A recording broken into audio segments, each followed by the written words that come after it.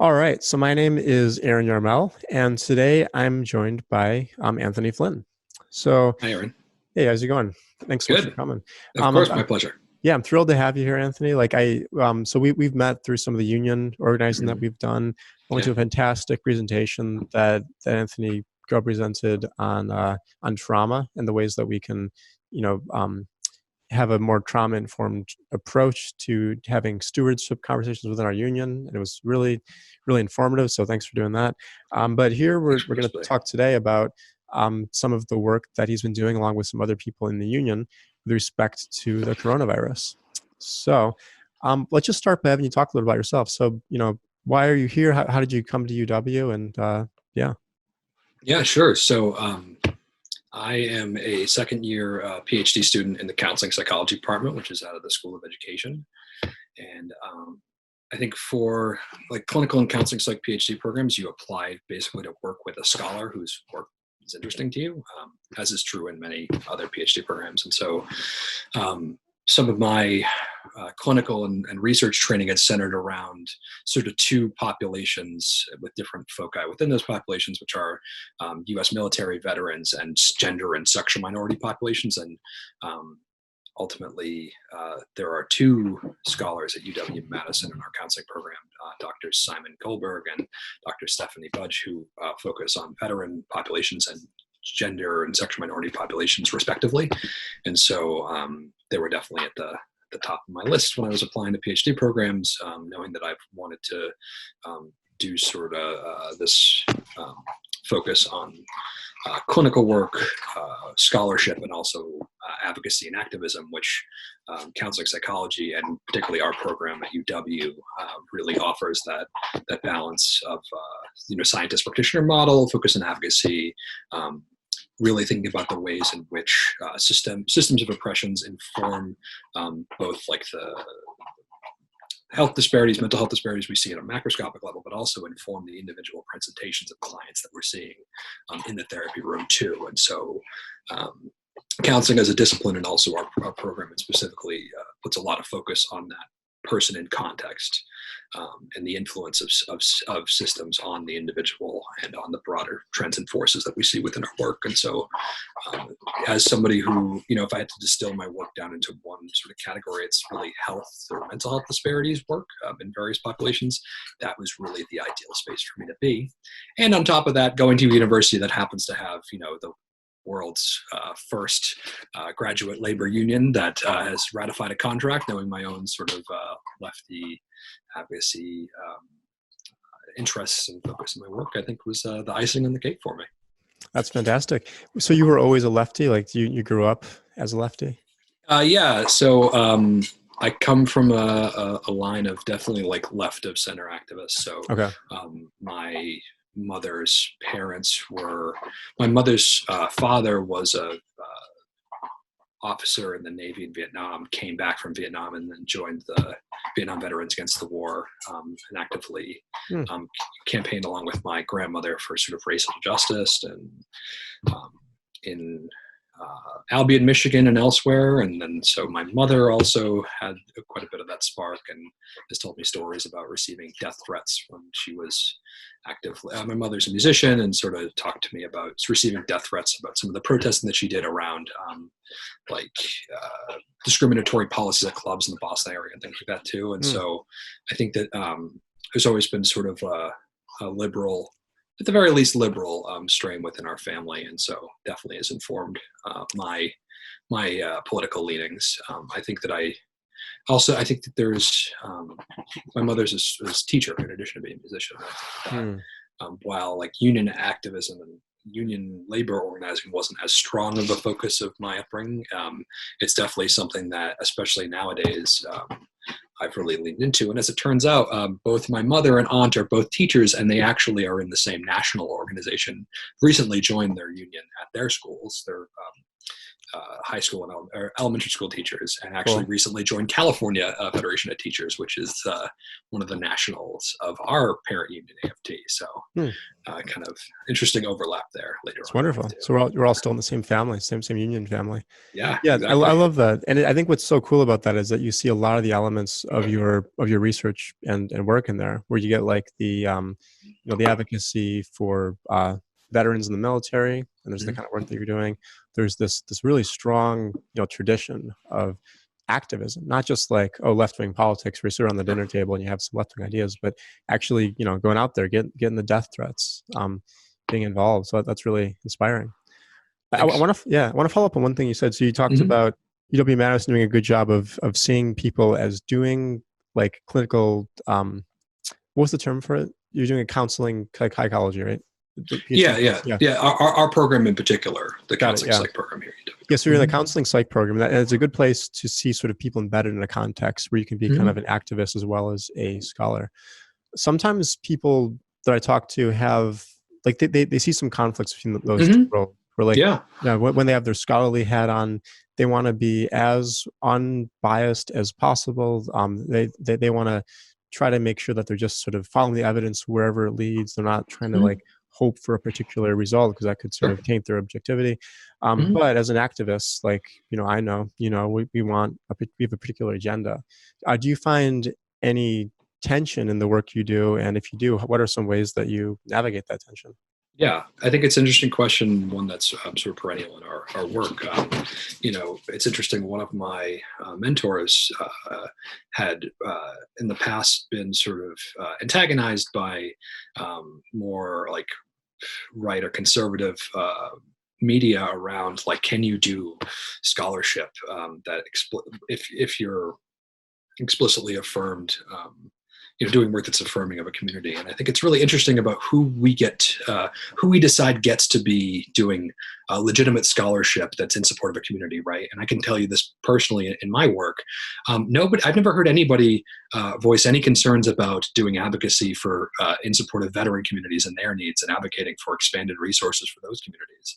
It's Mhm. only when we're doing work for gender and sexual minority folks that we say, we get this wag of the finger, that no, actually you can't do legitimate scholarship and advocate for folks. And so, without getting in the weeds of sort of challenging this like broader post-positive research, post-positivist research methodology orientation, and like I would say I definitely straddle that line between sort of the post-positivist approach and more of like a social constructivist approach of understanding how knowledge exists and sort of objectivity and all these other lovely 14-letter, $30 words and all that.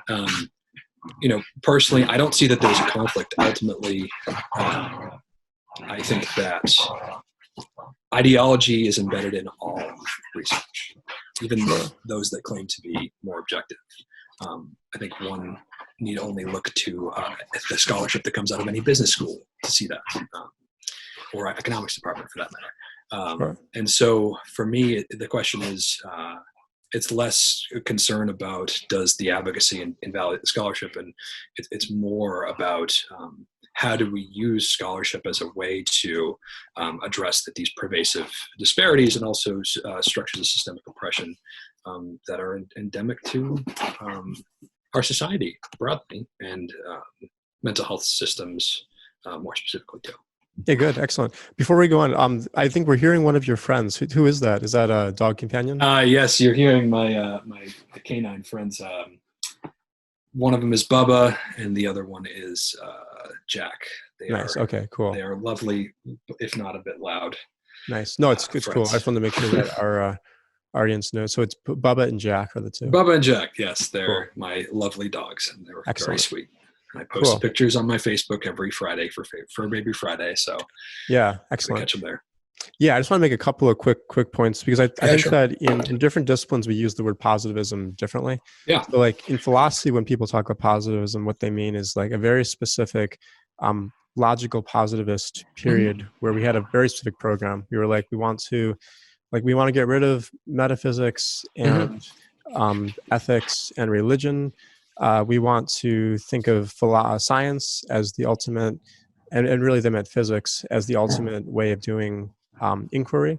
Yeah. And the new role of philosophy should just be to clarify the language of science. Mhm. And we want to have strict verification as criteria of meaning. So the idea is Yes. that the meaning of a statement has something to do with like what it would take for it to be true. And there's various Yes. formulations of it. But Sure. in the social sciences, when you say positivist, I think what, and correct me if I'm wrong, I think what you folks mean is something that's a little bit broader. And what you're talking about is like sort of a commitment to using quantitative methods as opposed to qualitative methods, and a commitment to like a robust sense of um, objectivity. Is that fair? What you're saying when you mean? I think that that's largely largely what we say when we mean that in social science Okay. context. And I think that it's pretty rare that you'll find anyone in the social sciences. My wife is taking care of our dogs here for a second. No, it's okay. Thank you. I think that you'd be hard pressed to find anybody in the social sciences, or many people in the social sciences, who are purely from a positivist orientation. They work primarily from this sort of more post-positive orientation that sees, the ability to know truth objectively is not have it be at all tainted by, or even tainted by. That's like a value-laden way to state it. Influenced by one's own lens or beyond is not possible, and moreover that we sort of work from a place of like epistemological view of like this more falsifiable, whether or not something is falsifiable versus proven true. And there's, again, I'm sort of having to lean heavily on my limited philosophy of science training right now. So bear with me if I'm a bit clumsy with it, but what we're really talking about is, yes, a commitment to quantitative methods. And also I think that, through a more social constructivist lens, you'll find folks who do that more social constructivist work, who do employ more qualitative methods. I've been very fortunate to get, I think they offer really great quantitative methods training in my department. And I've prior to entering, did quite a bit of qualitative work, and I enjoy both and think that there's a lot of value in both. Fundamentally, what you're talking about from that more social constructive or a more qualitative approach is fundamentally a different set of questions. With a qualitative approach, you're more concerned about generating hypotheses, whereas with the quantitative approach, it tends to be more about hypothesis testing. And so oftentimes we see people get mixed up when applying some of the principles of like a quantitative approach to a qualitative approach, to say, well, how can you prove without a doubt that this is true, or that this you're finding qualitatively generalizes? And again, that's not necessarily the point that one is trying to make when they're doing qualitative work, right? It's more about what can you say about this sample, how might you generate hypotheses from that, as opposed to saying definitively this is the truth. Yeah, no, that sounds great. So it's like, I mean, I think you're describing a trend that I hear a lot, which is to say, like, we're going to use qualitative methodologies to generate interesting hypotheses, to kind of get like a really clear, maybe not clear, but like a really kind of nuanced, in-depth look at a particular phenomenon that occurred out there in the world. And then we want to come up with like generalizable knowledge. We need to come up with some more rigorous form of testing. And we have to be careful, though, that we're not just like saying that RCTs are the gold standard and there's no other form of knowledge generation. Yeah. Right. And I think like what I'm also hearing you saying when you're talking about the this kind of objectivity stuff is that you want to acknowledge that even the choice of questioning can involve value judgments. So the fact that you're working on the fact that you're working on veterans and you've chosen that question to ask is a reflection of the fact that you think that that's a community that's worth asking about. And so the criticisms that you've seen people get are not so much like, oh, your research is biased because you're just making stuff up. You just have confirmation bias. You're just trying to say like, okay, I want to empower this. Like it's not just like I'm going to use shoddy reasoning to get to the conclusion that I want. It's more. We've heard that. We've heard that too. Okay. Definitely. I mean, that's a criticism that critical work gets, and I think that ultimately, to allude back to what you were saying earlier too, ideal when it's done well and done from like this sort of more liberatory lens, qualitative work also has the strengths of really you are not speaking for the community that you're studying. You are a megaphone for what their experience is, right? And so I think that oftentimes science and even social sciences have been a pretty colonial, uh, uh, colonial. Trying to figure out the word for it. A colonial project, often, and historically has been. And so I think about like really shifting the perspective towards, like, at least in our case, a counseling psychology, a liberation when possible. Yeah. And I think that there slowly is more effort in that direction. That's wonderful. I remember reading a lot about like damage-centered approaches of, like, sociology and educational policy research, where it's like, let's look at how damaged these people are and look at them. And it almost turns into like a poverty porn or trauma porn kind of thing. I think those have sort of the colonialist elements that you really have to work hard to avoid. Yeah, that could be true of even resilience-based research too, where it's like Sure. it's persistence porn, right? It's Exactly. Yeah. and so I think, and even you talk about like at-risk populations, which is like I'm sure a word that you've used before, and I think it's a definitely important, like, as a mental health and health disparities researcher, to consider like what's communities are most impacted by various societal structures. Again, changing some of our framework away from just are people at risk versus how are the systems that we have been developed over the years and that have been products of our culture. How did those systems actually put people at risk, as opposed to simply saying so there's some quality, some innate aspect of a person or community that is this way, right? Exactly. Yeah. So that's really good. And so maybe we can. I want to see if I can move towards tying a bow on this part of the discussion, Yeah, sure. which is to say that you can still endorse a conception of objective truth while still doing all this stuff. But I think what you have to acknowledge if you're going to be engaging with real, like, social science research is the fact that the choice of questions can be based on your values. The different kinds of research methodologies you're using could be value laden, and they have real consequences for the type of stuff that you figure out. So, like, if you're like, we only want to use RCTs, well, guess what? Now you can't talk about all sorts of types of phenomena that aren't amenable to that sort of assessment. Yeah, So I think you can kind of have it. Yeah. I can give you an example, actually. Go for it. I have working on an RCT right now, and have worked on controlled trials in the past, and that's often in mental health research. One of the inclusion criteria for participants to be a part of a clinical trial for a mental health problem is that they can't have other mental health problems. So, for example, if you're doing a clinical trial for depression, oftentimes folks cannot then also have a trauma-related diagnosis, and that's pretty rare. In terms of external validity, it's pretty rare that people that come in with a single mental health problem, and it's all framed through the lens of diagnosis as well. So that's just a very tangible example of what we're talking about, where the research methodology actually does, like, you have to pick the research methodology for the kind of questions that you want to ask and also the kind of work that you're hoping to do. And so something you alluded to earlier is that you said that that the research questions that we ask can be influenced by our goals or ideology, and I would reframe that to say they always are.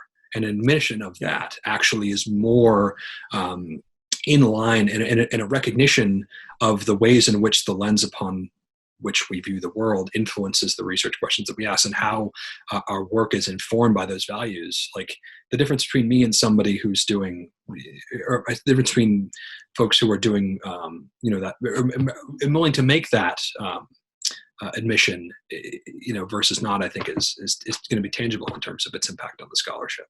And so, like, it's always imbued with values. The question is whose values are centered. Is it the values of the health system? Is it the values of the hegemon? Versus is it the values of the communities that we are part of, or that we work with, that are actually informing the work that we do and centered in that process too. Yeah, well, that's wonderful. And I guess I can't resist giving another example based on how it's going. So, like, there's Bill Clinton passed the Personal Responsibilities and Work Opportunities Reconciliation Act, and it was considered like a failure of liberal policy, poverty knowledge. Yeah. Basically, what it did was, The end of welfare as we know it. yeah, the end of welfare as we know Yeah. it. Basically, like it shut down all sorts of welfare programs and just kind of replaced it with more conservative types of programs that were based on like human capital development, other things like that. Means testing. Yeah. Yeah. And one of the reasons why that happened was because you had about a century where there was a shift in the type of research methodology used. So like in the early 20th century, you had like like Hull House and other sorts of progressive types of interventions where we were like, let's all get together, work on these problems of poverty as like, citizens and as co-citizens of parts of a community of inquirers working together. And then sort of as you go on, you get like Manpower Research Corporation and all sorts of like gigantic, testing facilities. And it got worse after the war, after you had this like rise of psychometric tests that just came out. And then all of a sudden you're getting to, you get to like the Reagan era. And so by the time you get to Clinton, because of this general shift in how research was done, the information that we had to go on was information about like human capital development. And so it's like no wonder that when he reached for research to inform his policy, the stuff he was reaching for supported conservative policies, which is the reason why like I think Clinton was sort of the culmination of conservative, like Republican poverty knowledge research. So I think it's like super important. We need to be thinking really carefully about what methodologies we're using, because it doesn't just reflect our values today. It can impact what types of things policy, like political figures can reach for later on when they're trying to implement their policies. 100%. And I think that one of the hallmarks of sort of a more feminist approach to psychology is this understanding that the personal is political, and then by extension also like understanding of the work being political too, right? Yeah. And so I think that that's a major value that I've hoped to emulate in my work too, is an understanding of like when we're doing the work, when we're writing up our research publications, when we are doing advocacy, and I think that that's you're seeing an increased pressure on counseling psychologists in particular to lean into that advocacy role. We have to be mindful of how is this research being used. I, for one, am a proponent of the idea that we need to be prioritizing science communication in our scholarship, right? I think that one of the requirements that the American Psychological Association, or one of the metrics they use to assess graduate student activity, for example, is have you presented your work to a lay audience at some point in the last year? This comes up for me because I just filled out this evaluation form about how my training is going for this year, and so fresh on my mind for that. And so I happen to believe that regardless of what the field, whether it be social sciences, counseling psychology, physics, whatever, I think that we need to be prioritizing science communication, because we can't leave it to journalists to just be the conduit for our work. Yeah, so I think that we need to be centering science communication in some of the training that we get for, at a graduate level, ideally even earlier than that too. And I think that in general, when we're doing our work, particularly in the social sciences, there has to be a recognition of the intersection between the perspective of the researcher, the communities that they operate in, them, whether they're members of those communities or not, and also just recognition of these systems and structures that really influence that dynamic too, right? I think ideally, if we're doing work that's sort of that more confrontational or takes like a sort of critical bent, one of the sort of core values of that is privileging the perspective of the community that we're working in too. And so for me, as somebody who, some of the work that I do is in sexual minority communities, and those are communities that I'm often a member of. Whereas with the work that I do with veterans, I'm a guest in those communities. Right? I'm not a military veteran. The work that I do in those communities, I'm not a part of, and to think about what is important for us to keep in mind as researchers there too, and taking a explicit stance that privileges the perspective of the communities that we are working in, and trusts the people who are actually living the experience that they are the experts about those experiences too, and know that we do not have a monopoly on, as I think you may have heard me say before, that therapists don't have a monopoly on healing, right, around mental health. We also, as researchers, don't have a monopoly on knowledge either. too. And Yeah. often when you filter the mental health research and when you're trying to use that research to inform the practice, thinking about the practice itself, um, you know, oftentimes it's really trying to meet the clients where they're at too, and not just simply saying you need to be doing this, you need to be doing that. Right? That often does not lead to a very effective therapeutic relationship. Sure. Either. Fantastic. All right.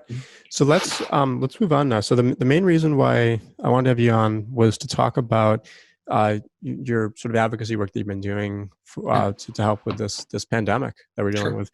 And so you're with a group called Dane County Community Defense, which is a project of the General Defense Committee of the International Workers of the World, the IWW. Could you talk a little bit about, I guess, first, just how you came to join the IWW, and then we can sort of maybe move from there to what this committee is, how it functions, and the kind of work that you're doing. Yeah. So I've been a labor organizer with the Teaching Assistants Association at UW. I mean, that's how you and I know each other. Yeah. I'm a steward for my department that do like labor related advocacy for graduate students at UW. And I think that I've been active with the union since I started at UW 2 years ago. And one of the things we focused on a lot in the TAA is how do we focus on our work in the broader community context, right? How do we have solidarity with other organizations that are doing really important work around our community? And so I think that there are a lot of TA members who are active elsewhere in the Madison left in addition to TA, whether it be DSA, former ISO, and a few other organizations like that. And so part of one of my projects was to do outreach to various like lefty orgs in Madison as a TA member. And so I've done some outreach to like Young Democratic Socialists of America and another group that some TA members are a part of was the Madison General Defense Committee, which is sort of that part of the IWW. And so I actually started with them working on a free meal. And so every Saturday at the top of State Street, I say we now because it's like a member of that group now too, do a free meal where we give out food and blankets and other things to unhoused folks or anyone who needs it. So I started off just helping out with the free meal and met some really inspiring activists and advocates and folks who are doing badass community-based mutual aid work without means testing and from a like an explicitly leftist, sort of syndicalist perspective, which I thought was very much congruent with my own values, both in terms of like my own political orientation, but also the theory of change about like what works and how do we actually build structures that are resilient. And so started doing the free meal and just loved the work that folks in the Madison GDC were doing and thought that it was time for me to join the General Defense Committee formally. And so signed my gray card recently and paid my dues and have just been organizing with them since. And then in terms of this Dane County Community Defense thing, this was, as the General Defense Committee, we've been doing mutual aid work in this community for the last couple of years. One of the things that General Defense Committee has been a big part of is the Free the 350 Bail Fund, which is used to help bail particularly racial minority folks out of Dane County jails to get them back home with their families. Be able to go back to work and things like that too. And so because we've been doing mutual aid work in this community for a while, we were really poised to respond quite rapidly to the COVID crisis. And so shortly after some of the more like robust quarantine protocols were released and people were starting to get sick and also having to stay home and losing their jobs, we set up a Discord server through the General Defense Committee that coordinated food deliveries and coordinated fundraising and has coordinated a lot of different services we can provide people, emotional support and other things like that.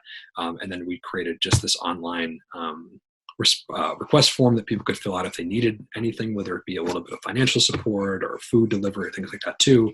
And then since sort of building the infrastructure around this, this effort has really taken off, far exceeding the General Defense Committee. It's really a community effort of folks around Madison. And so to go over a few numbers, and since the the 13th of March. We've raised $25,000, distributed about 19,000 of that in direct aid. We don't do any means testing. We trust, in an effort to really respect folks' self-determination and dignity, we trust that if they're requesting support from us, that they need it, and we simply give it to them. So we've been sending folks a little bit of money here and there to cover unmet expenses. We've been dispatching out delivery drivers, so we've gotten huge influxes of food deliveries and groceries and prepared food.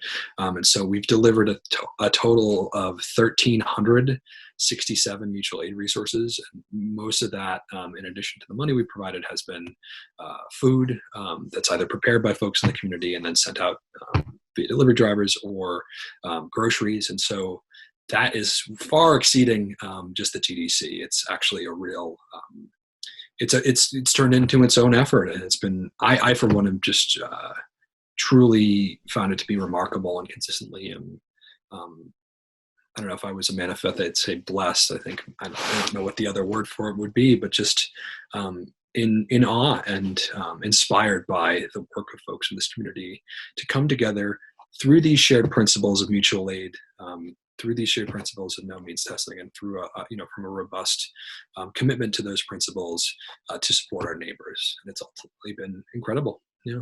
That's fantastic. And when you think about the people who are coming together, are they mostly students? Are they mostly professionals? What sorts of people are participating in this aid? Yeah, I mean, I know. The aid? Yeah, I think it's been very like a wide variability. It's a lot of diversity within folks who are involved. I know that there are a number of TA folks who are involved. There's a lot of like graduate students. There's a lot of like folks who are active in the Madison left, but there's also like retirees who have been, I know there's a couple who I picked up food from like 3 or 4 times, who are just doing, anytime they go out to Costco, they're picking up food to donate to the effort too. We're talking about folks who are active in sort of the like more nonprofit sector, who are active in, in sort of the state apparatus, they're state workers, or folks who are, more active in the school system or in churches or whomever. There's a wide degree of variability of folks that are involved. Got it. And I know that, so you said that you gave out, so $19,000 was direct aid out of the 25,000. Yeah. Is there any what sorts of collaborations are there, if any, with other community partners? Yeah, so formally we have a fiscal sponsor right now. That's the Social Justice Center, which is off of Wall Street. And they're a fiscal sponsor because they're a 501c3. And so their 501c3 status allows the effort to be able to do certain things financially that we otherwise wouldn't. But if I recall correctly, the bulk of those donations have actually come relatively informally through Venmo, PayPal, or other of those sources, and then routed just directly from those to the people in need. And so again, like I think part of the reason why we've been able to rapidly deploy are those principles of mutual aid, right? There isn't means testing. There's not like a grant that somebody has to fill out to get these funds or anything like that too. And so the way I've been describing it, and this is kind of like I don't know how I feel about this description, but I've sort of seen this as kind of a crowdsourced effort, to use a more like insufferable tech term. It's really, the more cogent way to say it is that we are organized horizontally rather than socially. And because of that, yes, there are challenges in terms of being able to like rub shoulders with the nonprofit industrial complex of the state apparatus, but the benefits of it is the rapid deployment, being able to meet people where they're at, and things like that too. And so, I think as far as other sponsorship, we are open to whomever is committed to those shared principles of mutual aid. We want your involvement. We want your support. Yeah, that's great. So you have like a really kind of efficient horizontal structure, which is kind of cool. Individuals come in, they volunteer. You get aid directly through like Venmo or PayPal, things like that, and then it goes in through your fiscal sponsor, the Social Justice Center. So then you're under the umbrella. Because I know how these things. I have a fiscally sponsored project also. It's a wonderful thing, and I don't know if a lot of people know about this, but if you want to do some kind of like a socially responsible initiative, and you want to have some kind of liability protection, you want to be able to apply for grants that go to nonprofits, you want to be able to have tax exempt status, and in some cases you want to have people who will can sort of give you some support and aid, if maybe not material support, but kind of like advice. for stuff, becoming a fiscally sponsored project of something like the Center for Community Stewardship, or I guess the Social Justice Center, Arts Wisconsin, there's lots of them, can be like a really, really good option that people can pursue. Absolutely. And shout out specifically to Annie from the Social Justice Center, who has been just so active and critical in this response, and also to the two folks who are overseeing our like delivery hubs, which is Bree and CV. They have just both been absolutely like steadfast in this work, and other folks too. Yeah, wonderful. Who are too numerous to list. Yeah, and hopefully, if any of them are listening to this and they want to have a conversation, I'd love to have more people on to get more perspectives about the initiative. I'll probably reach out to some people after this. Sure. But I guess I wanted to follow up on one thing. So I think like, I guess what I was wondering was there any sort of coordination with other partners like Neighborhood House or the Center, or like Salvation Army or anything like that, when it comes to like either coordinating deliveries or anything like that? No, it's in terms of like formal coordination with other orgs, generally no. We've been sort of building this on our. I mean, it's not because we don't like want support of other organizations. It's just been like to be very candid. At times, it sort of felt like we've caught some of these nonprofit organizations off guard because they're still in the process of like marshaling their forces, and we're sort of, and it's a different model, right? One is a model of charity, and there's another model of mutual aid, and I think that those are different. And so, and I also think that I'm only speaking for myself here in terms of my perspective, but I think that there are certain organizations, for example, the Salvation Army, for me personally, is an organization whose values is like, for me as a queer person, I'm like, I don't know how I feel about doing any partnership with that. So, I think that I don't want to speak on behalf of the entire organization. That like it's horizontally structured, so I'm not speaking on behalf of entire organizations, but I'm speaking on behalf of my own. I think that that we're open to whomever is willing to slot people in. I think one of the organizations who has reached out to us and we've been sort of back and forth with is our Wisconsin Revolution. And so they, I believe, have sent some folks our way in terms of helping out. And, as you can imagine, there's always a challenge because we operate on a democratic structure. It's not like there's a board of directors that's choosing how we prioritize or how we go forward or who we collaborate with. And so we make the bulk of our decisions through consensus. And because of that, anytime that there's like, considering a partnership or broad like public messaging and things, we are deciding that collectively as a body. And so I would sort of punt the football a little bit in response to that question. Yeah, well, that makes sense. I mean, there's so much juicy stuff in there. One thing I'll mention is, so the Salvation Army was one of my first community partners that I worked with Madison Public Philosophy. Yeah. And I have a ton of respect for the people who run it. Brett, if you watch this, like, you rock. Thanks for working with me. And we haven't been working with them recently, but I think that we did get a little bit of pushback sort of in the beginning stages of our collaboration. There were some volunteers who didn't want to work with us because of that. And I think the reason was just that there have historically been some situations that people who like, queer people would have reasons to object to the Salvation Army.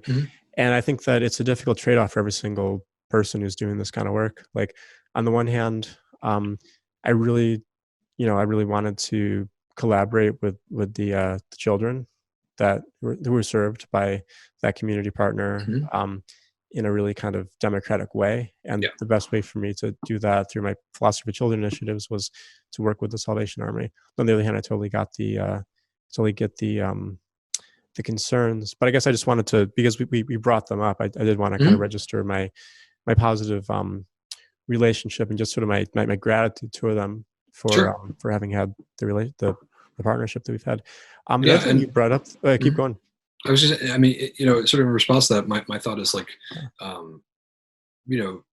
there's, I think organizationally, at least within the Madison or the Dane County Community Defense, this sort of idea that people are going to be able to make like informed decisions about like their partnerships and the work that they do, and I think that's fine. Like, I'm not gonna like yuck your Right. yum for doing the work that you do. Ultimately, my concern first and foremost is like, is the work being done, and is it being done in a way that's like that is effective and is moreover like congruent with one's values, right? And so, Yeah. like, yeah. No, totally. That's good.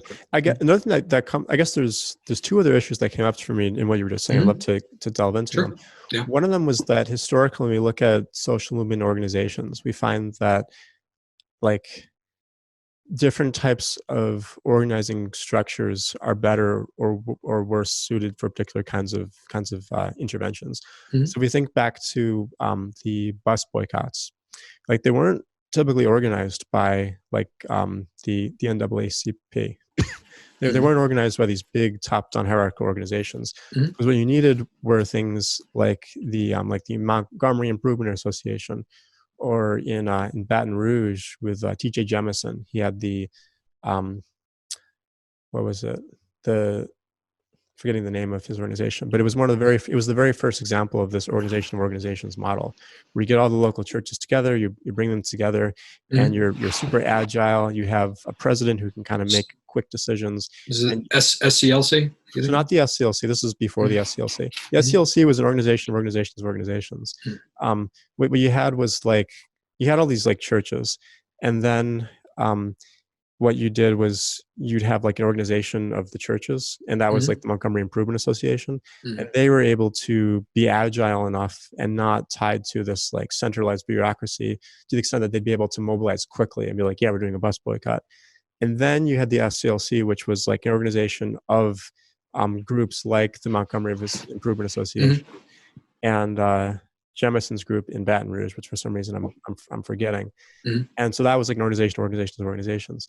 But I think what you're kind of describing is this really cool phenomenon that you see throughout history, which is like, you need to have kind of an ossified structure if you want to have an enduring organization that's pulling in lots of donations and is able to like be this like give people jobs and do all that kind of thing. But that's not going to be really, really well suited towards really quick, rapid deployment and like really quick pivots and all that. Where I think what you need is a more grassroots style thing, which is what you're doing. Yeah, I mean, I personally would argue in favor of a more broad adoption of a mutual aid based Really? like a horizontalist model generally. Like I'm not so hubristic to think that my own personal organizing philosophy is a one size fits all approach that's going to be appropriate for all contexts, right? I will say I think that as it turns out, when you don't means test, you save a lot of energy on red tape that you don't have to build up, and that you save a lot actually on labor costs too. And so I happen to be of the view that like means testing is a sham and it's not effective broadly, and there's no need for it, both in terms of like aid related work, but also in economic policy as well. I'm generally less in favor of means at a public policy level, less in favor of means testing, and more in support of like universal programs broadly, which is not to say that as a health disparities researcher, I recognize that there are different needs of different communities, and that we have to be distributing resources, not just equitably, but through a lens of justice, and to address historic disparities too, while also saying I think that universal programs that don't do mean testing tend to be more resilient. They are more difficult for reactionary elements to cut and to attack, because they are a shared good of the broader society. And so generally, I think that universal programs without means testing are the direction to go in more broadly, in addition to being quite effective at rapid disbursement too. Okay, yeah. I'm wondering whether that's always the best option, because suppose I'm thinking about, and I guess it goes beyond means testing. So maybe, suppose we take this one out, means testing. I think sometimes you do have a need for doing more rigorous evaluations about the efficacy of the intervention, even using some kind of like RCT framework. And sometimes that's going to look very much like what you're doing. So there's a organization called Give Directly, and they're basically, they just give people no strings attached money. And you find that they know what they want to do. Like, they know the best uses for their money much better than like researchers do. But there's other contexts where, like, suppose you want to improve educational outcomes in Malawi. What people find is that deworming initiatives and things like long-lasting insecticide-treated bed nets do a better job of that, and they're more cost-effective than like just sending more books or something like that. And so to have the sort of organization that's able to coordinate the massive deployment of bed nets or of anti like pills to fight the schistosomiasis worm, I imagine you're going to need some kind of hierarchical top-down organization where you're like coordinating with researchers and pulling in this massive funding and doing a complex PR move and all that kind of thing.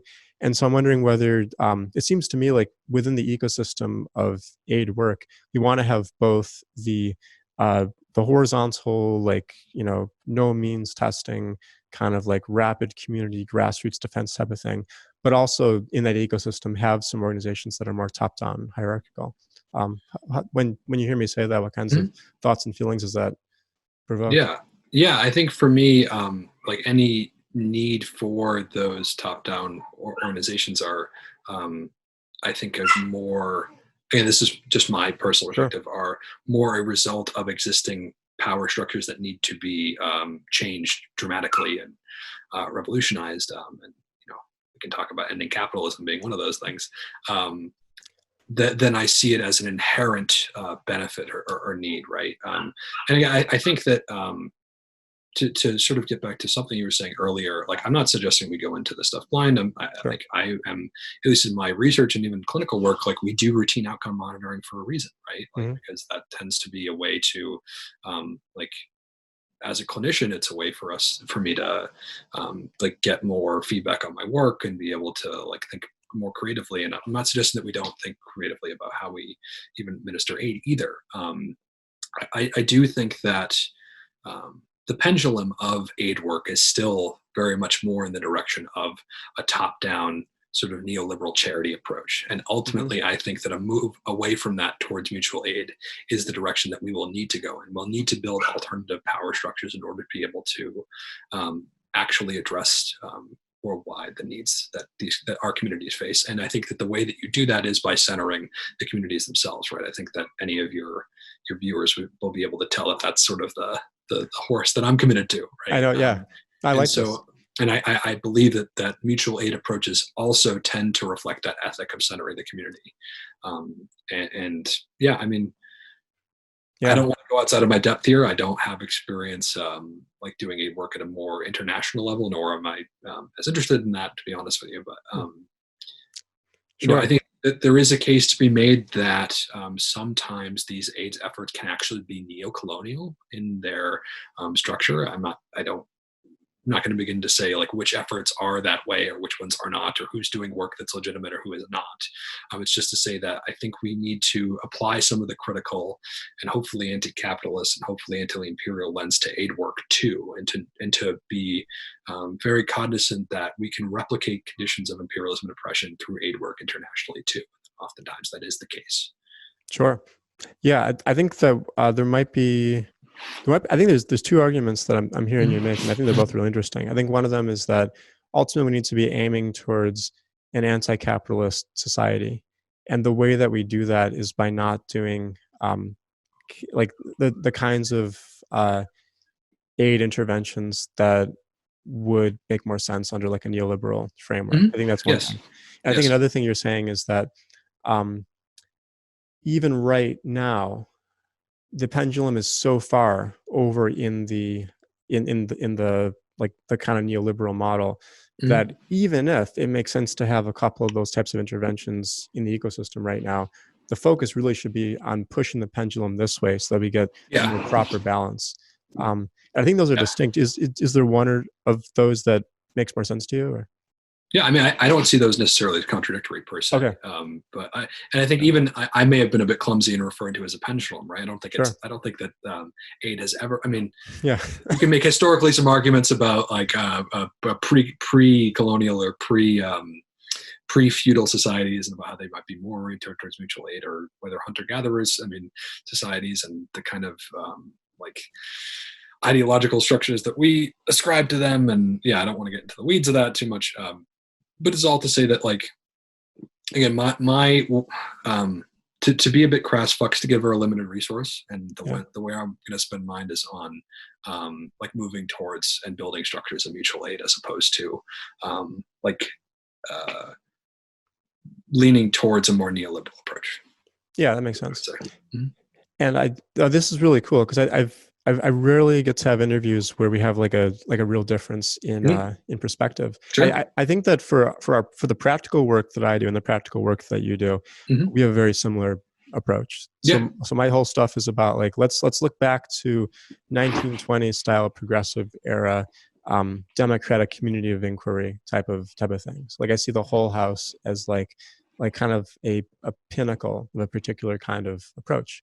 We get everybody together, they teach people how to talk to each other about matters of public concern with people who they disagree with about these really controversial issues.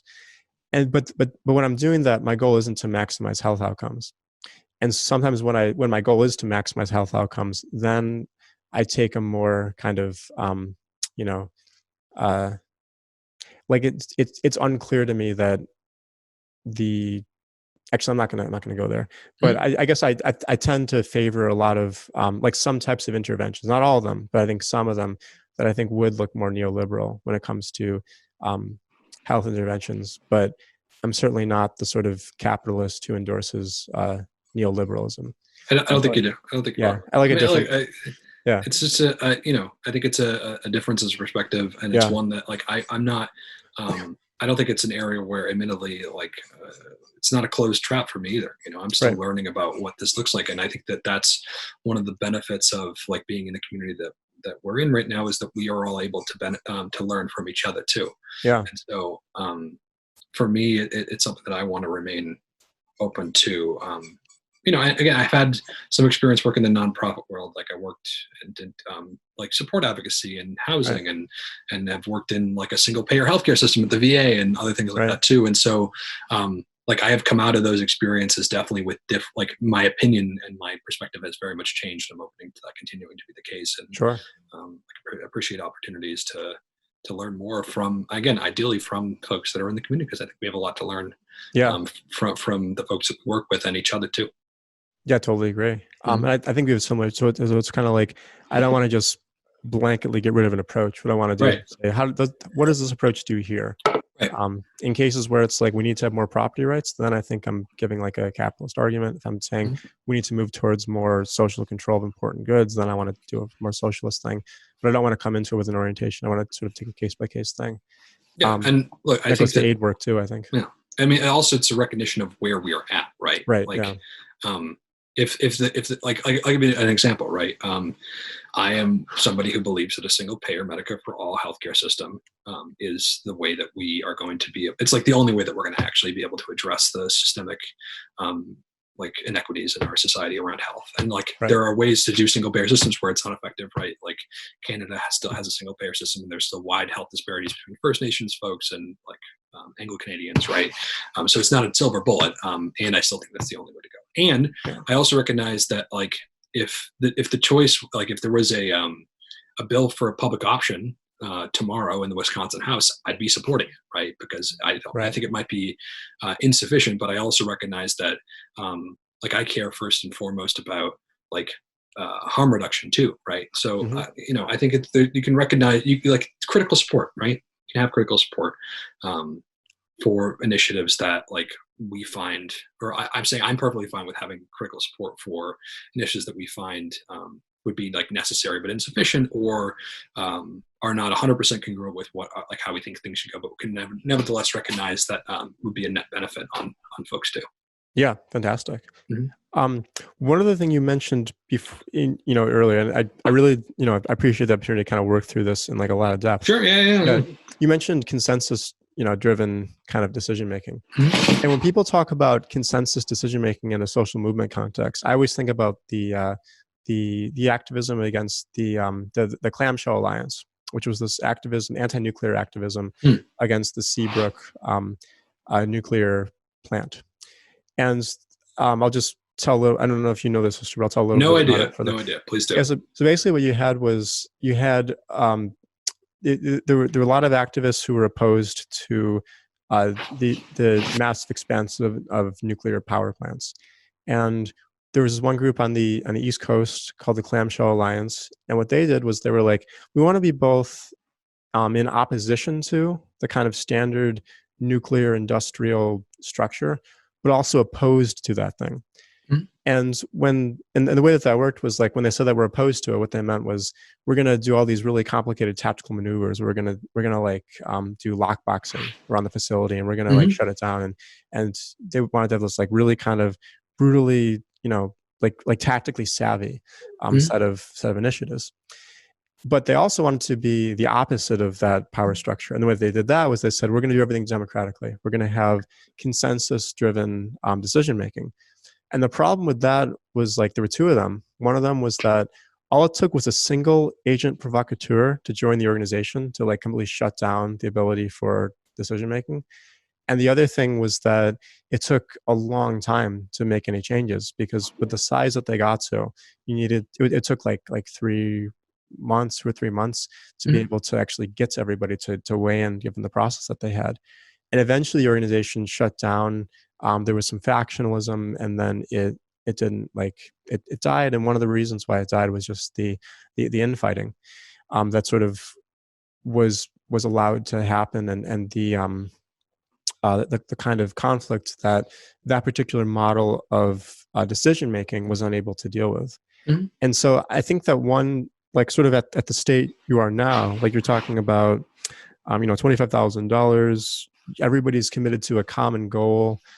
You might not have this kind of problem, but I think that consensus driven organizing might turn into be a problem once you get to a really controversial political idea. Yeah. Like, do Yeah. we work with conservative groups? Mhm. Do we work with the Salvation Army? If you actually had like infighting internally about that. And so Mhm. what I'm wondering is like, what are your thoughts about some of the dangers that have historically happened with consensus decision making in social movement organizations? Yeah, I mean, I think it's an important, it's a perennial reflection on the left in the U.S. Right? I mean, Sure. I went through Occupy. I remember Yeah. that. I was a part of the Occupy ISLA movement, and so like yeah, through 3 hour consensus oriented open forums are I've been through my share of those, and can grow tired of them too. I think that ultimately like the approach that the group that you mentioned took to consensus was impractical for the material realities of the situation, right? And Hmm. so I think that like we want to be able to utilize a consensus based approach that's practical and congruent with the material factors at play. And I think that thus far we've been pretty effective at doing that, Hmm. hosting large forums on our Discord where folks are able to share. And then like also a part of this is like respecting folks' autonomy too, right? It's consensus of the body and autonomy of the self. By the body, I mean the body of the organization, right? Yeah. Um, and so, and it's also like people are going to engage in the democratic process to the degree that they are, within any organization, to the degree that they are able to and are warranted. And I think that ultimately, it's a challenge. It's not. It's not. I don't have an easy answer to it other than just to say that I think it's still worth doing as much as you know, um, I feel it when I'm, even doing union work at times where there are times where a part of me wishes that we just had some, like, we were able to sort of snap our fingers and have things shift, right? Hmm. Ultimately, we have to borrow a really insufferable phrase from Steven Pinker, appeal to the angels of our better nature when it comes Ah. to our commitment to democracy, right? Hmm. Um, and note that actually, despite the challenges and frustrations and challenges and frustrations that can emerge from that at times, it's still worth it in part because like any organization is an emergent property of the members of that org, right? And when you structure things horizontally, you get the benefit of, like horizontal orgs doesn't mean there aren't like leaders necessarily. And Sure. what it does mean is that there aren't structurally, there's nothing in the structure that like privileges the perspective of one person over another necessarily too. Right. So people are going to step up. People are going to play different roles within an organization.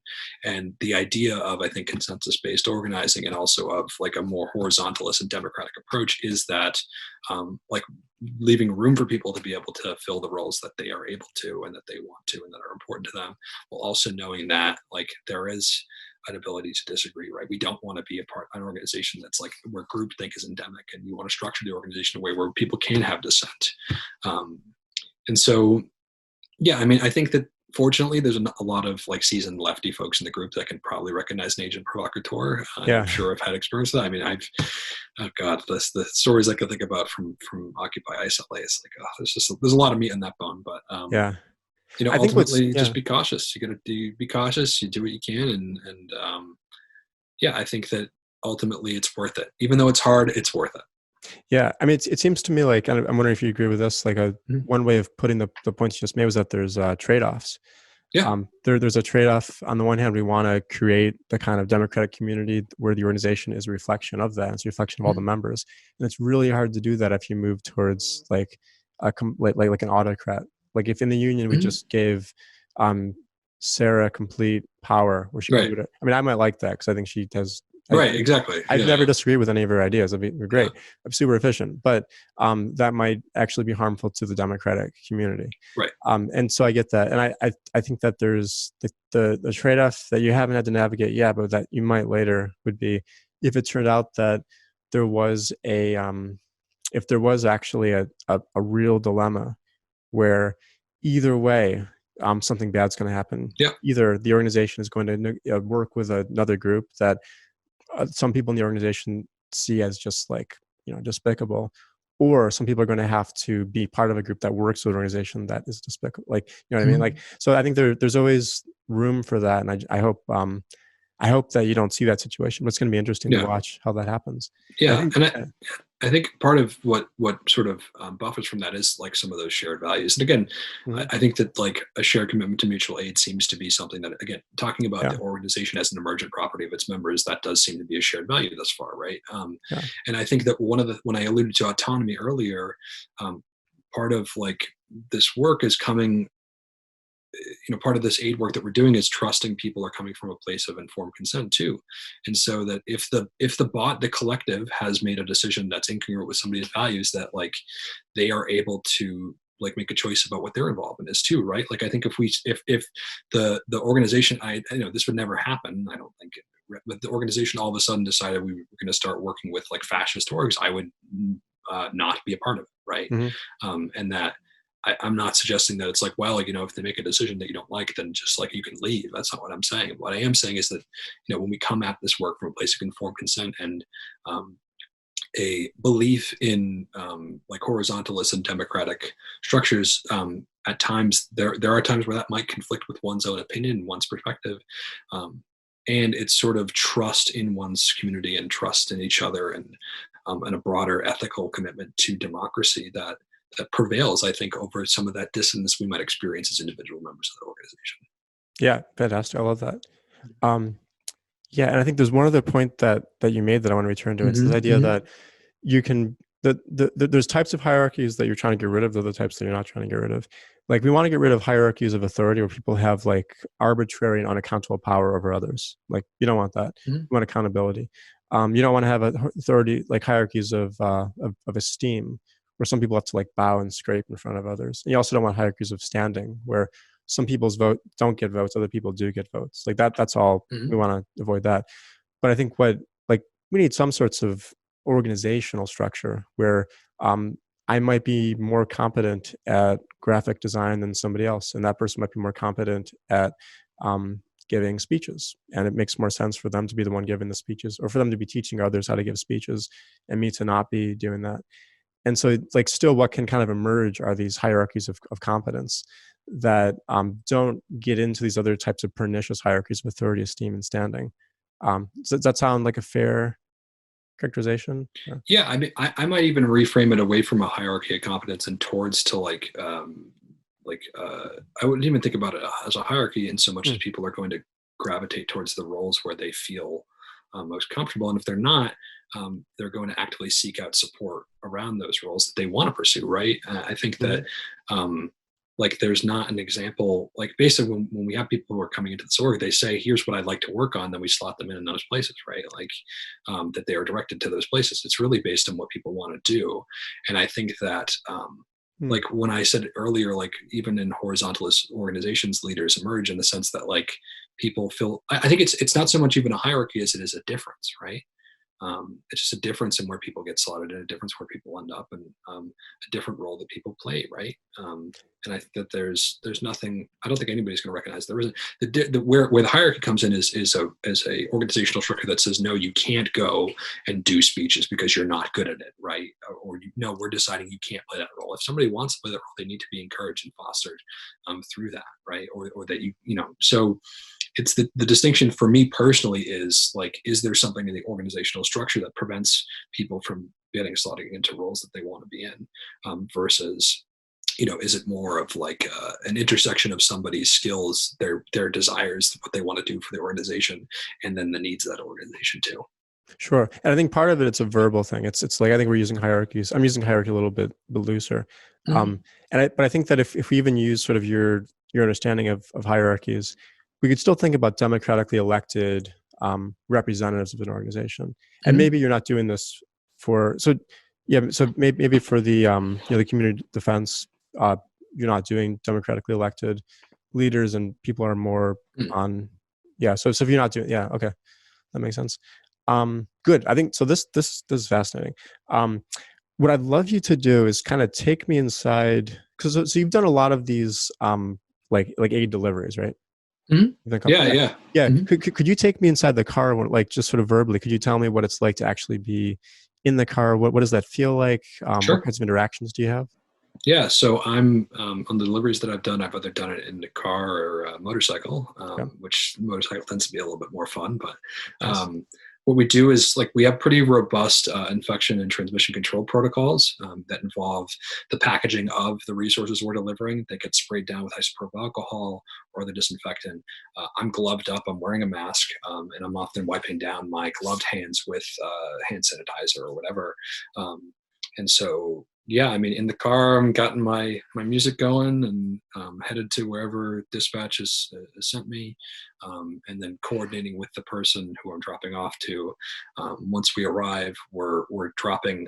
We're not going into people's home as a way to be able to do sort of infection transmission control. Ideally, what we're doing is going outside somebody's residence, dropping off the bag, stepping back at least 6 feet, or going back to your car or whatever, and you call the person and they're there and they thank you. And what's people have been very like appreciative, which is no surprise, I'm sure.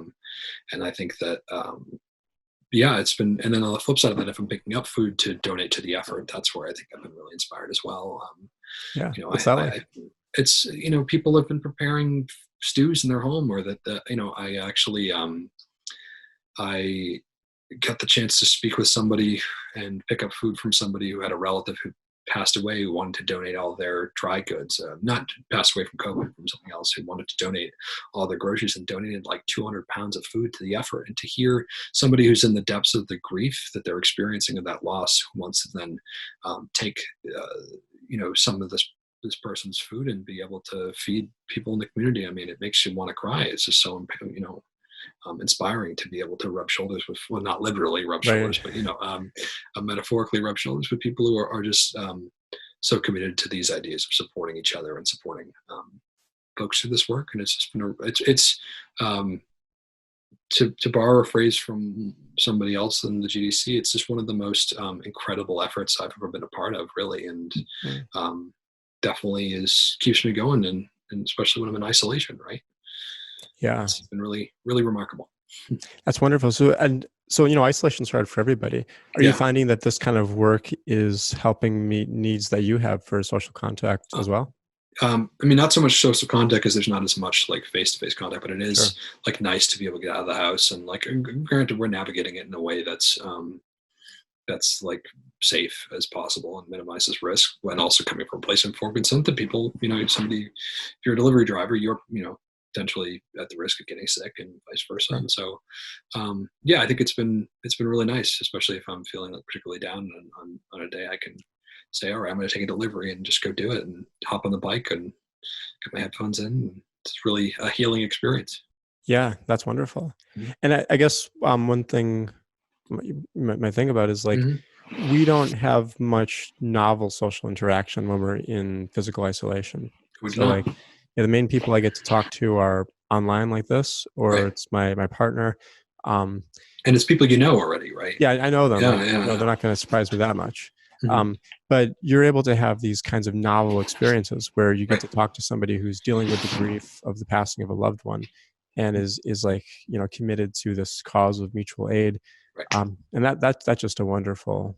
It's got to be a wonderful thing, especially in this time, and a wonderful thing that, Yeah. that you're doing for them as well.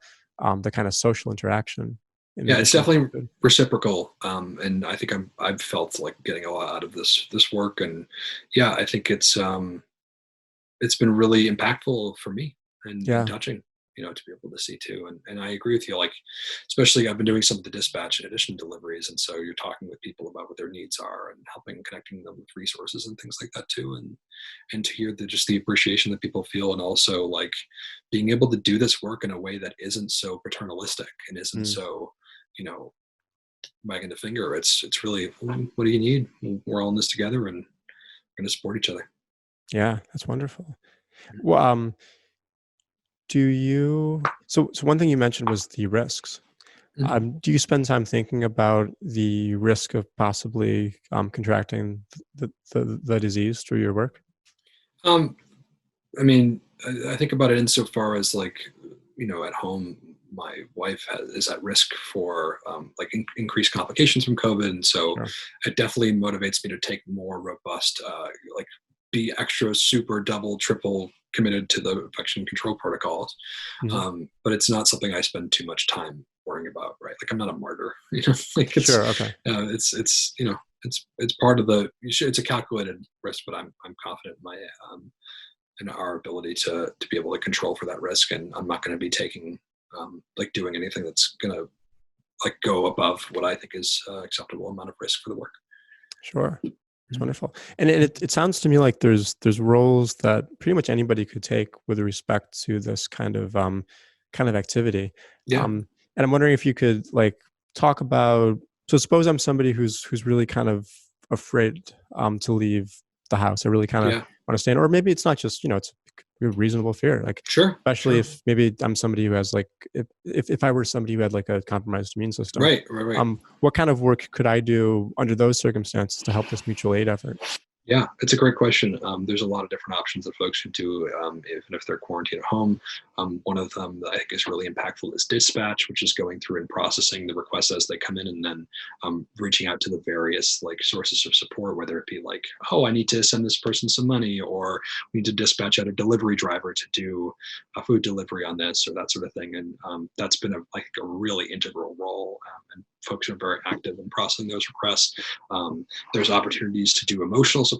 So when a request for emotional support will come in, if folks are experiencing problems, or just like want somebody to talk to. Again, we're not doing psychotherapy, we're not doing like robust case management or anything like that, but we are connecting folks to resources and also helping just folks talk through what they're going through. I know a lot of my colleagues.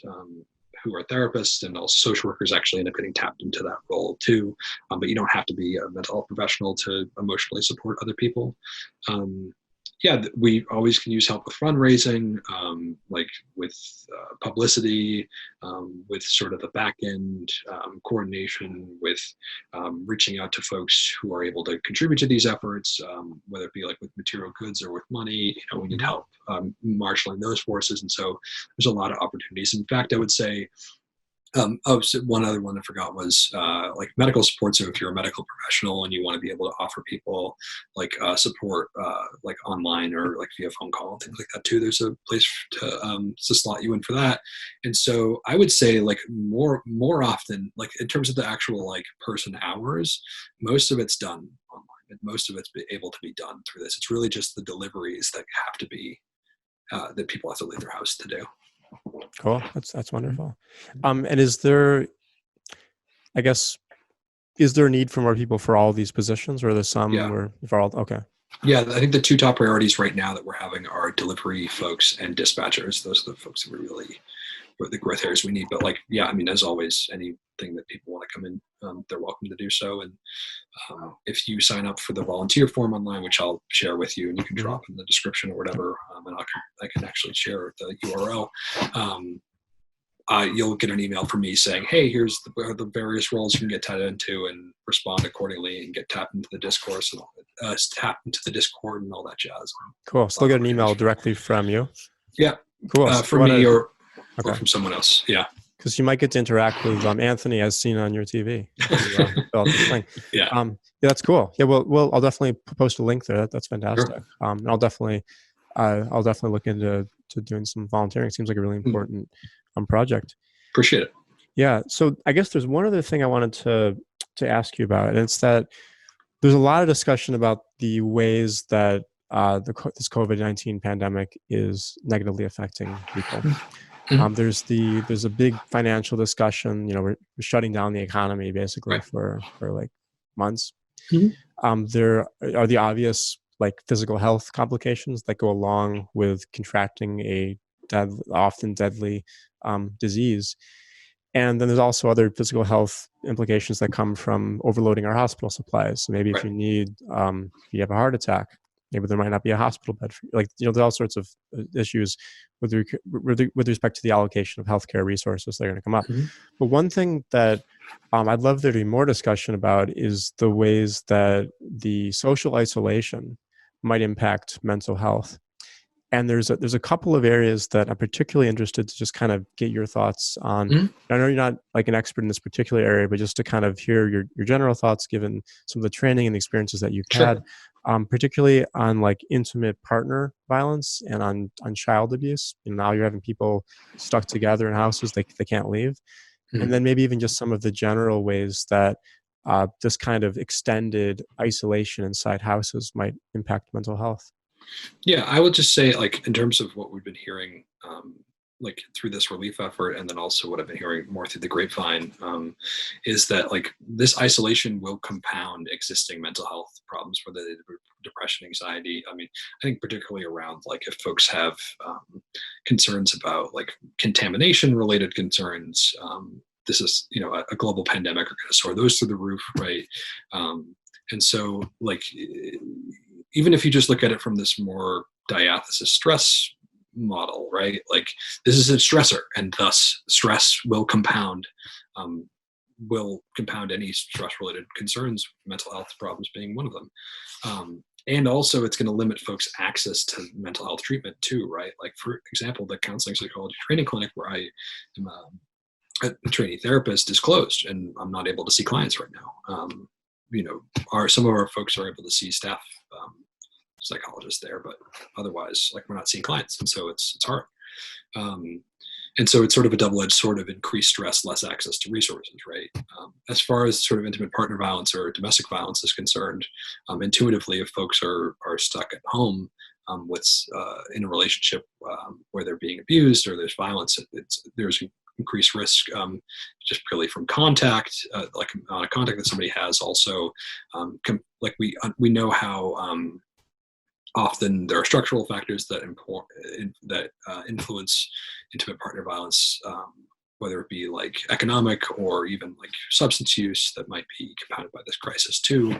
And so I think ultimately, like, I've heard requests come over, like our aid effort around folks who are in abusive relationships who need to be linked up with resources where they're able to leave their home or be sheltered. And, you know, the number of shelter beds are not usually available and is going out of the house and going to those shelters going to put folks at increased risk for exposure too. And so I think ultimately it's just been part of a larger theme where this crisis has really highlighted the fact that our social safety net has been eroded systematically, largely over the past 30, 40 years. And that my hope is that in the long term, we will come out of this crisis recognizing that we need a vast expansion of the social safety net in order to be able to weather crises like this in the future, or even just to be able to address the needs of the populace, right?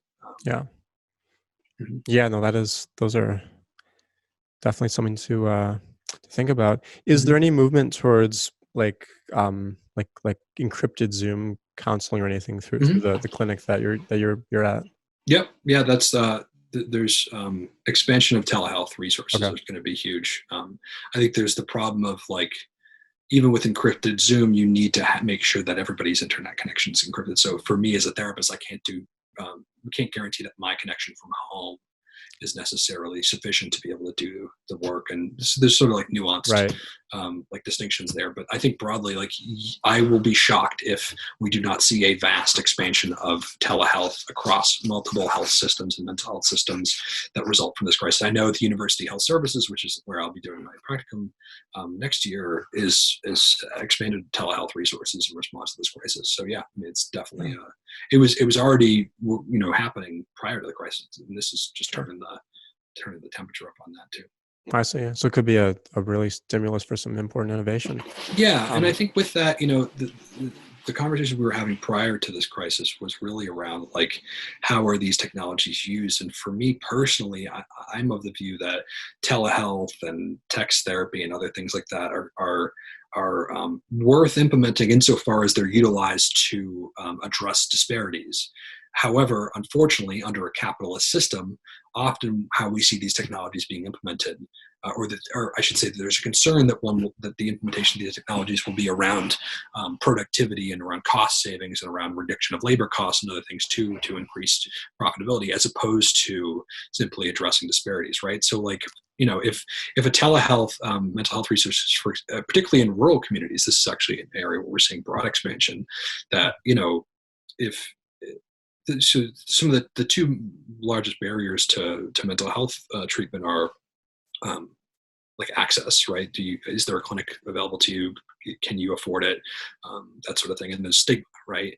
And so if we're addressing the stigma, if we're addressing the access side with telehealth resources, great. But if we're implementing telehealth just because we can squeeze two more patients a day out of a therapist, and because as it turns out, we're reimbursing therapists less for and this is not necessarily the case, but you picture a future where telehealth resources are reimbursed at a lower rate, and thus we're converting all of our therapists to just do telehealth, right? Like these are concerns that I think are realistic to have in the context of a capitalist system. And so ultimately, I think we talked before we started recording about what are some solutions to this. To these problems looking forward. And I ultimately think it's going to take a drastic readjustment of our society in order to be adequately address these problems. And that starts with a decommodification and of systems that have been thus far commoditized. And I think your biggest ones there are going to be healthcare and housing, right? I think that what we're seeing right now is the contradictions of our for-profit housing system shown bare. Right, there's these broad concerns about our people are going to be able to pay rent tomorrow on April 1st. Right. In a system that has decommodified housing, the health system can afford to take a hit on those. Or sorry, the housing system can afford to take a hit on the rent that a for-profit system, individual landlords are not able to do. Right. Right. But for an exemplar for that, I would encourage folks to check out Vienna's social housing model, which is a world leader in decommodified housing. I'll check that out. Yeah, and I think on the flip side of that, we have to decommodify our healthcare system too in order to be able to address these disparities, right? And I for me personally, I think that's just not just single payer healthcare, but actually nationalized healthcare needs to be the direction that we go in order to be able to actually address those material healthcare disparities, particularly in between like concentrated populations and more less densely populated communities. That's really interesting reflections. Mhm. I think one of the things that comes to mind when we talk about telehealth is that it limits the different therapeutic modalities that you can use. So like, I have a friend who she really gets a lot of benefit out of EMDR, the Yeah, eye yeah. movement retraining desensitization.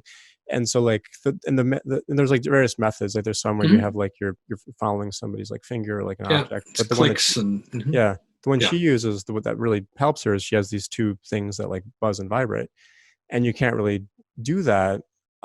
I guess they could have every client buy one, and they could control them remotely or something. But it seems like if we move to telehealth, that might also be accompanied by a change in which kinds of treatment modalities are used, and it could be for some patients to move away from the ones that are most effective for them.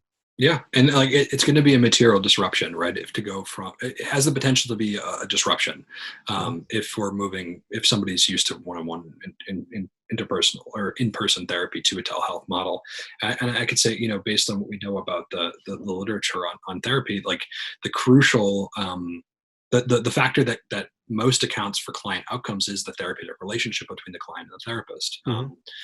and there are like definitely like sub factors within the therapeutic relationship too.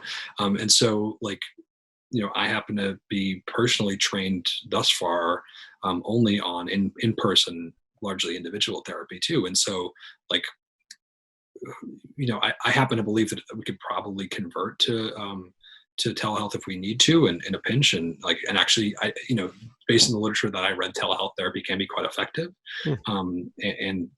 And I could say for me personally, like it would be an adjustment, right? And so, um, I'm not suggesting that like telehealth is inferior necessarily by any means. I'm just simply saying that it raises concerns for me personally as a Sure. clinician in terms of how it's executed and implemented, and Yeah. not just telehealth, but also like text therapy. That's sort of Text emerging, therapy, right? Hmm. like you're Yeah, texting people. there are like there are sort of some new text therapy related services Okay.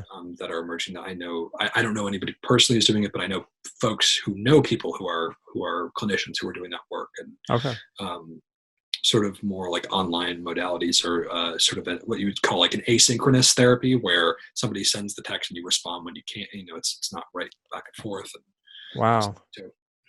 That's really interesting. Um, no, I obviously can't comment on what it's like to do to like provide somebody therapy Mhm. over telehealth, but I do a lot as a dialogue facilitator Yeah. where I'll have like groups and I'll facilitate them in dialogue, and I, I've switched to online um, for some of the from the groups that I work with, and it's like there on the one hand I was surprised by how well it worked. I've been experimenting for about a year and a half with various activist groups doing dialogue facilitation, and I've been surprised by just how much we're able to still communicate in just our facial. Like you can see me from like this button, like up, like from the top of my Mhm. pocket up. I have wider lenses I could put on my camera that would show Sure. you more of me, but you're not going to see my entire body. And there's so much communication that we give through a lot, Mhm. like through the rest of our body, where like so I guess like the point is I'm surprised by, even given the fact that we don't have all the information, it's still like pretty pretty good. I'm still able to see Yeah. a whole lot.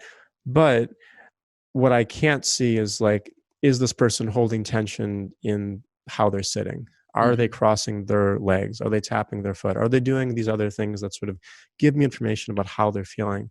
And if I can't see that, I might miss out on something. And so, like, I would imagine that because those things are relevant to me in a dialogue facilitation context, they're probably relevant to you also in a therapy context. Yeah, and I could say I couldn't agree more. I am a lab instructor for a class on clinical communication that teaches motivational interviewing and other core communication skills to folks who are like pre-helping fields, Okay. pre-nursing, pre-OT, those kind of things. And so we just had our first online instruction session last week. And yeah, I mean, I continue to be quite impressed with the level of engagement I'm getting from folks, and also their ability to like still implement these principles in a telehealth, or in a context that's more analogous to telehealth via webcam. And so, yeah, I would say that I think there's a lot we can pick up on. I also like one of the big emphasis. Yeah. One of the things we emphasize in this class is nonverbal communication, right? And I think eye contact is a big one, right? Like I've been looking at you, like the image of you Hmm. on the screen, but that actually doesn't translate to eye contact, or what appears to be eye contact, right? When you're looking at me right now, it looks like I'm looking, I think, down and to the left, right? And so there are, like, I think, I'm sure there's best practices literature out there about how to Hmm. navigate that on telehealth, that I'm ultimately not familiar with right now. But yeah, I think that you can still retain a lot, and I think that's part of the reason why, based on what I've read, that telehealth therapy is still quite effective. And it would just, it's different. It's a different modality. It's a different skill set, different Yeah. expectations. Or I should say there are differences between the two modalities and things that we would have to keep in mind if we're going to be doing telehealth, that are going to be different from an in-person individual therapy context. Yeah. No, I think about that. One thing that comes to mind when you talk about like the unique challenges, sorry, it's not coronavirus, it's like allergies or something. Sure. Yeah. So I mean, confidentiality is super important. We talked about encryption. That seems like an easy solution. Like Yeah. I've as an Oh, activist, but there's another challenge which is much yeah. bigger, which is that like if you're in a therapist's office, you know that the abusive partner is not in there in the room with you. Yes. I so timely that you bring this up. I actually just finished up and submitted a paper for publication where I was a co-author on, that I can give you the citation for. It's very Yeah. timely. I've never actually had the opportunity to do this before, where the person, the first author, the lead author is named Sam Lustgarten, who's currently the assistant clinical assistant director of the counseling psychology training clinic here, that looked all about technology youth in mental health care. Hmm. And so I'd be happy to share that. It's in press right now. Yeah. But yeah, I'll put a link to it. If is there like a penultimate version somewhere online? not yet, because we just submitted it and it was just accepted. Okay, But got it. I'll have a version of it that I can, as soon as it's like, Yeah. at least if folks want it, I can. Yeah, sure. So if you I'll put the citation like in the links, and Yeah, then once you have, if there's like a version online people could look at, I can put a link to that too. sure. Yeah. That's super interesting. Yeah, I'd love Mhm. to read that. So this is super good conversation. We've been talking for a while. I think we've covered a lot. Yeah. And what I like about the scope of this conversation is that it's had like an interesting change both in content, but also in the kind of like I don't know, like interpersonal relation with it. So like, Process. Yeah. yeah, it's a really interesting process. Like we started out with this kind of discussion of, who you are, how you got into this. Mhm. As we went on, it got a little bit more, more kind of never a debate, but more kind of challenging. We're kind of poking at each other. We get to this discussion of the community defense, and there's this actual like kind of interaction of interesting ideas and different perspectives. And then kind of we get to this point about, you told me about the experience of going in this car and being on dispatch and talking to people. And then I think then you get this real change in emotional tone. So I think it's been a really interesting journey to kind of be a part of with you. So thank you so much for doing this. Thank you. I think it was an excellent process comment. I think it's something that we use a lot in therapy too. So Process comments. yeah, process comment. Yeah. Yeah. Sort of I use that. reflecting on what we did. Well, that's always my favorite part of the dialogue. Yeah. And when I Yeah. do Yeah. facilitations, we do 15 minutes at the end where we talk about, we do a debrief. We talk about what the journey we just went on was like. Mhm. What were the puzzles? What went well? What didn't? Things like Yeah. that. So And actually, one of the therapeutic orientation that I utilize, which is like more interpersonal process approach, really relies on some of that those process comments. So to be able to hear them from you in sort of this more interview context, I think is really great. And ultimately, I think that's where the meat of the work often is yeah. in the here and now, between the I and now, right? And how do we like process the work that we're doing and adapt new patterns of relating, or adapt patterns of relating between each other that are really safe, and then we can take those patterns of relating elsewhere into our lives and work adaptively, right? So it's Cool. great. All right, well, let's go do that. Hell yeah. Thanks to Hell our yeah. viewers for watching in, and yeah, I'm gonna stop the recording now.